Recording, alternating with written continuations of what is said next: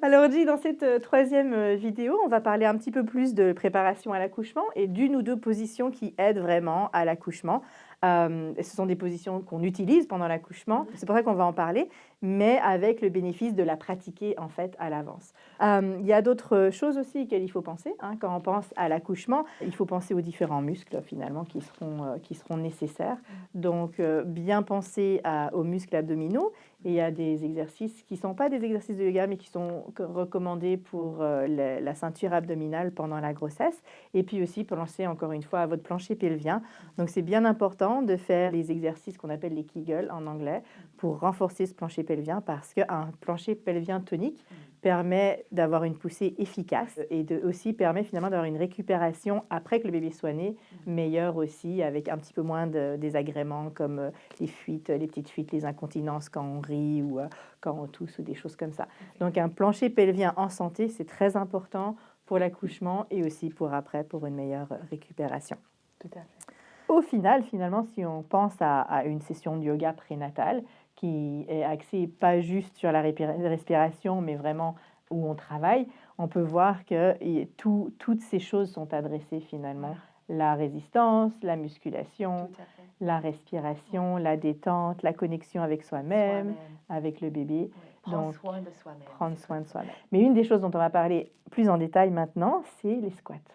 Les squats. Voilà. C'est une posture très utile pour préparer l'accouchement. Quels sont les bénéfices des squats? Donc le squat, c'est pour diminuer la douleur, par exemple des inconforts dans le bas de dos. Et ensuite, ça peut favoriser l'ouverture de filières génitales. Donc plus d'espace finalement. Plus d'espace. Et étirer en douceur les ligaments. Et tonifier les muscles sur les jambes et sur le bas de dos et sur le ventre. Et sur le ventre aussi. Et donc, il faut savoir qu'effectivement, c'est une position qu'on utilise beaucoup pendant la poussée, surtout quand c'est un premier bébé et que ça prend un petit peu plus de temps. Il y a la gravité qui permet au bébé de descendre. Le bassin est bien ouvert. C'est une des positions dans laquelle le bassin est le plus ouvert. Ça permet de donner un petit peu plus de place au bébé. Une position comme la position du squat, c'est pas spécialement une position qui est facile à maintenir longtemps.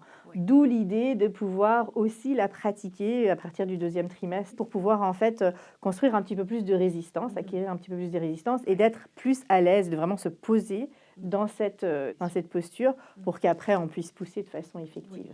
Il y en a des méthodes pour aider à rentrer dans la posture et de rester dans cette posture plus longtemps. C'est d'avoir un mur derrière le dos pour soutenir le dos, pour garder le dos en bonne position, bien droite. Et ensuite, pour beaucoup de femmes, on n'arrive pas de mettre les pieds tout plats sur le sol. On peut utiliser des petites serviettes pliées et le soutenir, soulever le niveau de talon. Et de même avoir un bloc et mettre sous les fesses pour assis dessus, pour être assis un petit peu, soulever un peu le bassin, pour être plus confortable.